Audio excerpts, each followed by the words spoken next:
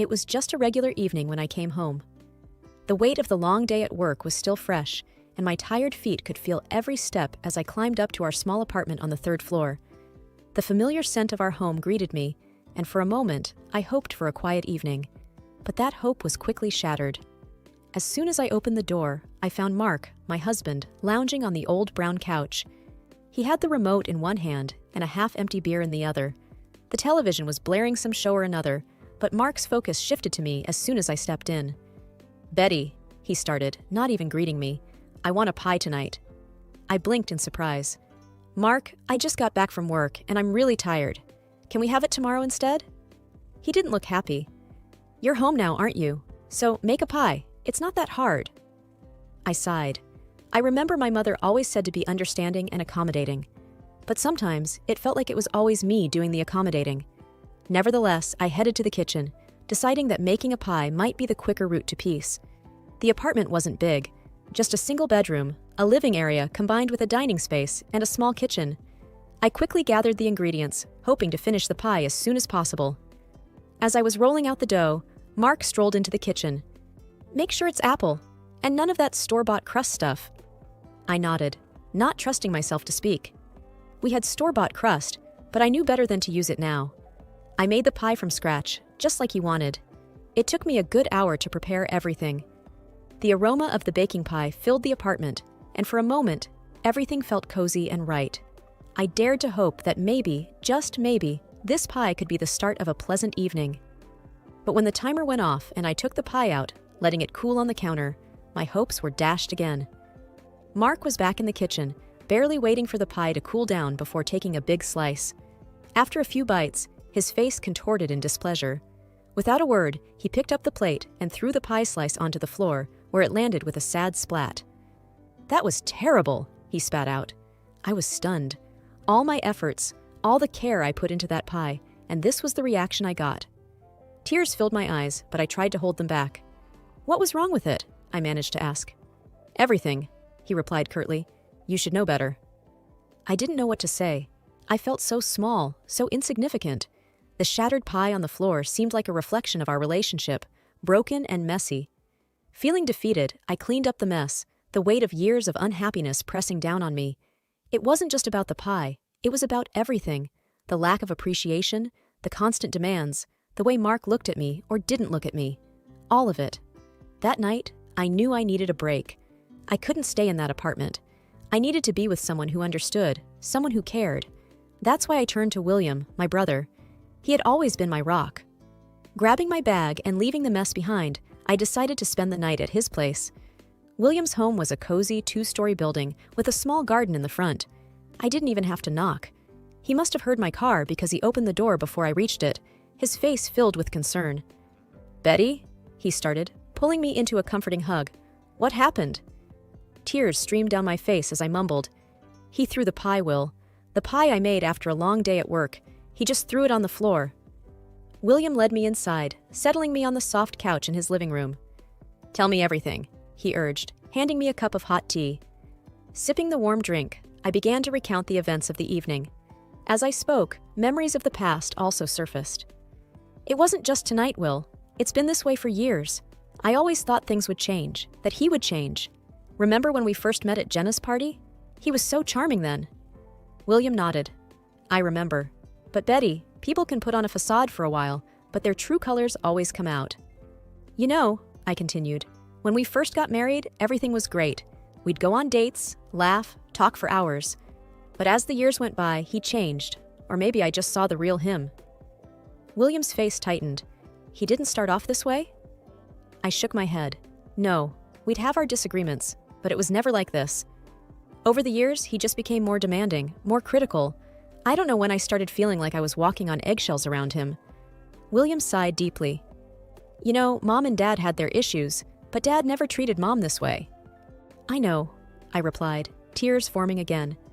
I thought I could change him, make him see how hurtful he was being. But no matter what I did, it was never good enough. William looked at me seriously. "Betty, love doesn't work that way. You can't change someone who doesn't see a problem in their actions." I looked down, taking another sip of my tea. I remember when Mom and Dad would argue, but Dad would always apologize, Always make up for it. Mark never does. There was a pause. Then William said, "Betty, you deserve better. Remember when we were kids? We promised each other we'd always be there. I'm here for you now. You need to think about yourself, your happiness." I nodded, taking in his words. The realization was growing within me. This wasn't the life I envisioned for myself.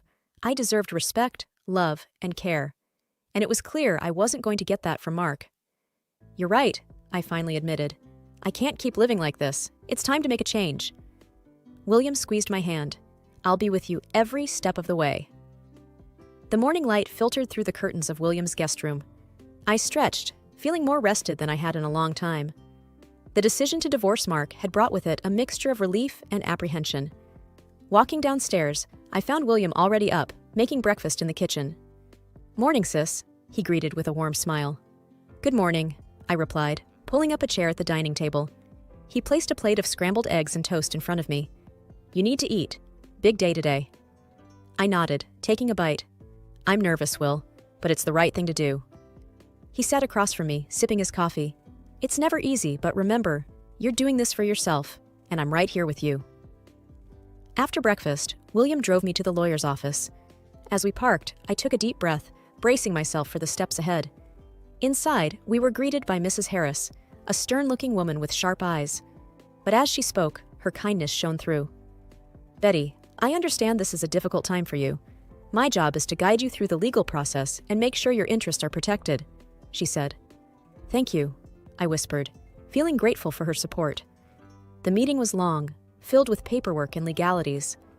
Mrs. Harris explained everything patiently, ensuring I understood my rights and the process ahead.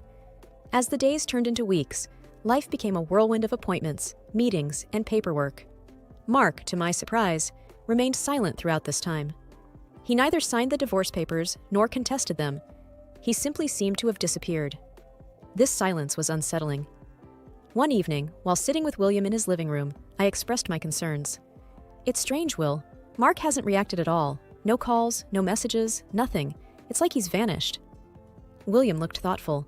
"It is odd, especially given how he was earlier, but maybe he realized his mistakes and wants to move on." "I hope so," I sighed, though a nagging doubt lingered. Life continued its pace. I started looking for a new place to live. I wanted a fresh start, a home where I could rebuild my life without the shadows of the past. After a few weeks of searching, I found a beautiful house. It was spacious, with large windows letting in plenty of light, a stark contrast to the dim apartment I had shared with Mark. I felt a connection the moment I stepped in. This was my new beginning. William was ecstatic when he saw the place. "It's perfect for you, Betty, a place to call your own." As we toured the house, I shared my plans with him. "I want to paint the walls light blue, maybe have some plants by the windows." He chuckled. "Always the planner. It sounds wonderful." Moving in was a joyous occasion. With the help of William and a few friends, the house quickly started to feel like a home.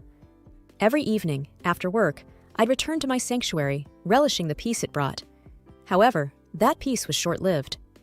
One fateful evening, as I returned home, I found the front door ajar. A chill ran down my spine. Pushing the door open, I stepped in cautiously. The sight that greeted me was unexpected and alarming. There, in the living room, sat Mark. My heart raced as I took in the scene before me. Mark sat at my dining table, his belongings scattered around. A sense of violation washed over me. This was my space, my sanctuary, and he had invaded it. "What are you doing here, Mark?" I demanded, trying to keep my voice steady. He looked up, his face showing a mix of smugness and defiance. "Well, it's our house, isn't it? We're still married, Betty. But I bought this house after we separated. It has nothing to do with you," I shot back. Mark sneered, leaning back in the chair. "Doesn't matter. As your husband, I have every right to be here."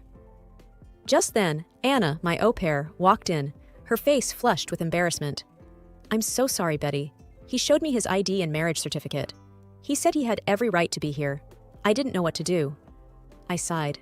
"It's okay, Anna. This isn't your fault." Turning my attention back to Mark, I said, "You need to leave, Mark. This is my home, not yours." Mark chuckled. "Think again, sweetheart. I'll be staying here. And if you try to kick me out, I'll make sure to claim half of everything in our divorce." The audacity of his claim left me reeling. I felt trapped, cornered in my own home. but I couldn't let him see my fear. I needed to be strong. "Fine," I said, trying to sound calm. "Stay tonight.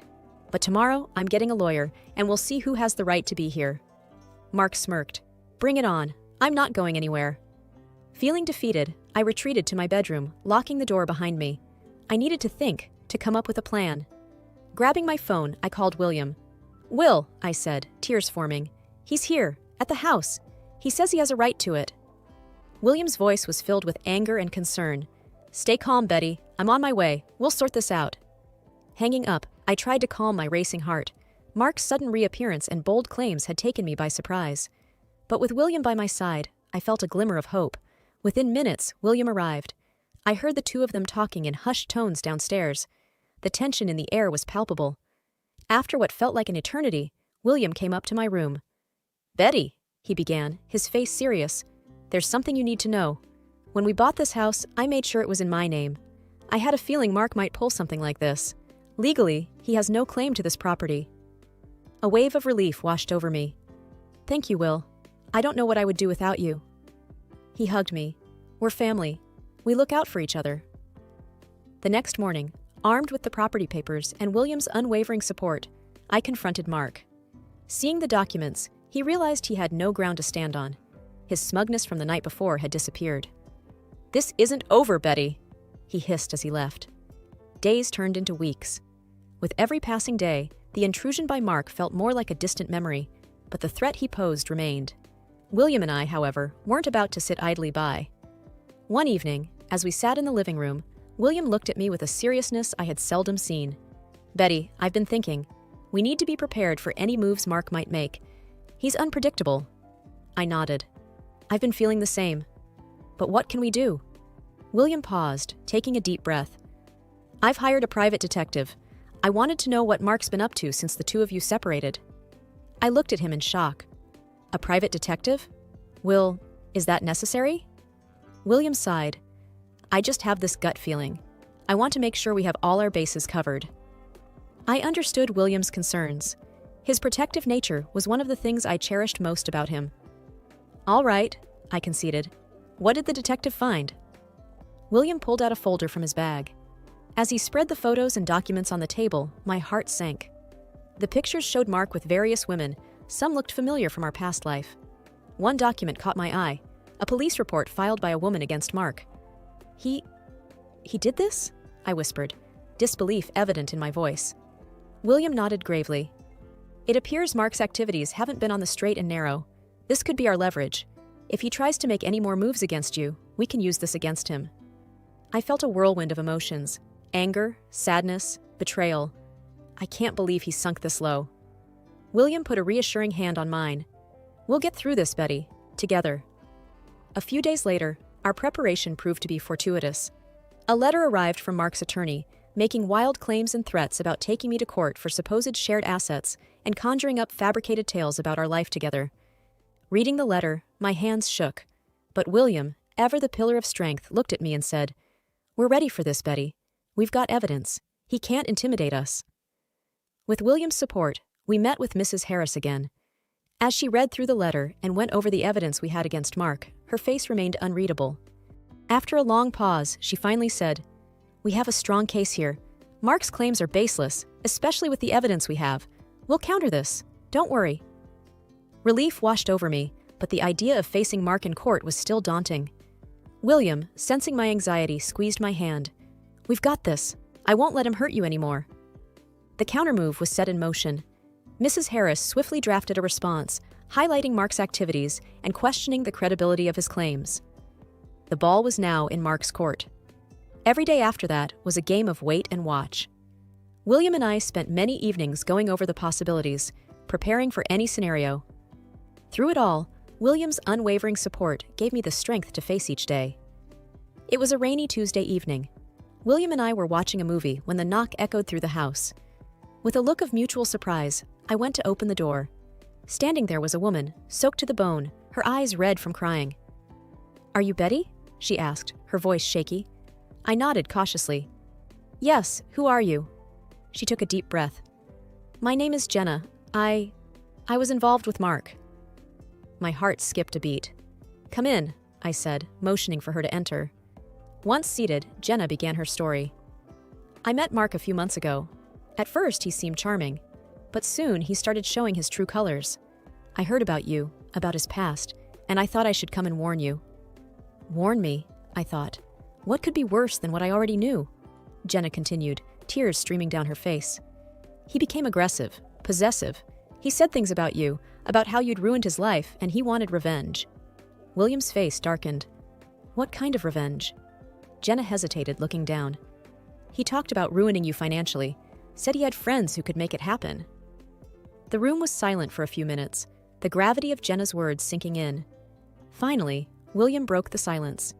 We need to do something about this. We can't let him continue to terrorize people. I nodded in agreement, feeling a newfound determination. We need to expose him, let everyone know who he really is. Over the next few weeks, with Jenna's help, William and I gathered more evidence against Mark. From his financial misdeeds to his numerous affairs, the depth of his deceit became apparent. It wasn't just me he had hurt. There were others, just like Jenna. With everything we had, William suggested we go to the police. It's time he faces the consequences of his actions. Walking into the police station, I felt a mix of fear and hope. Would they believe us? Would they take action? Detective Rogers was assigned to our case. As we laid out our evidence, he listened intently, occasionally asking questions. Finally, after what felt like hours, he spoke. This is substantial evidence. We'll investigate further, but from what you've shown, it's clear that Mark has been involved in illegal activities. The next few days were a blur. The police acted swiftly, arresting Mark on multiple charges. The news spread, and soon, the monster I had once called my husband was unmasked to the world. Months passed after the revelation. With Mark behind bars, I should have felt safer. And while there was certainly a sense of relief, there was also the constant fear of what Mark's friends might do, those he had often bragged about, who he said would always have his back. One day, as I was returning from work, I noticed something odd. My mail was scattered all over the porch, and the front door looked like someone tried to tamper with it. Panic surged. Could this be one of Mark's allies? I immediately called William. Will, I think someone tried to break in. Stay calm, he replied, his voice firm. I'll be right over. I waited inside my car until William arrived. Surveying the scene, he confirmed my suspicions. It looks like an attempted break-in. We need to beef up your security. Over the next few days, William and I worked on improving the safety of the house, installing security cameras and an advanced alarm system. One evening, as we were testing the systems, the alarm suddenly blared. Rushing to the monitor, we saw a man skulking around the property. But before he could make any moves, the local police, alerted by the security company, arrived and apprehended him. I felt a rush of gratitude towards William. His foresight had prevented another potential disaster. The next day, Detective Rogers called. Betty, we've got the intruder in custody. He claims he was sent by Mark, but we're still confirming the details. This confirmed my worst fears. Mark was still trying to control and hurt me, even from jail. Days later, I got a call from Jenna. Betty, there's something you should know. She hesitated before speaking. Mark's been reaching out to people from prison. He's been trying to spread lies about you. I gritted my teeth. Thank you, Jenna. He won't get away with this. That evening, William had an idea. Betty, we need to turn the tables. We've got evidence, Jenna's testimony, and a lot more. Let's go public. The next week, with the help of William's contacts, we scheduled a press conference. The media turnout was massive, with numerous reporters eager to hear my side of the story. As I stepped up to the podium, my heart pounded. Hello, everyone. Today, I want to share my story, not just to expose Mark's cruelty, but to give hope to all those who've been in abusive relationships. I detailed everything, from our first meeting to the pie incident, to Jenna's revelations and the attempted break-in.